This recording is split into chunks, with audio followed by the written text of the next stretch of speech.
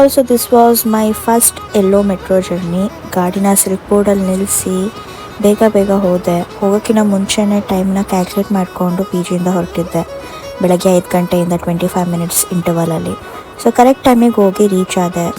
Metro ಸ್ಟೇಷನೆಲ್ಲ ಪಳ ಪಳ ಹೊಡಿತಿತ್ತು.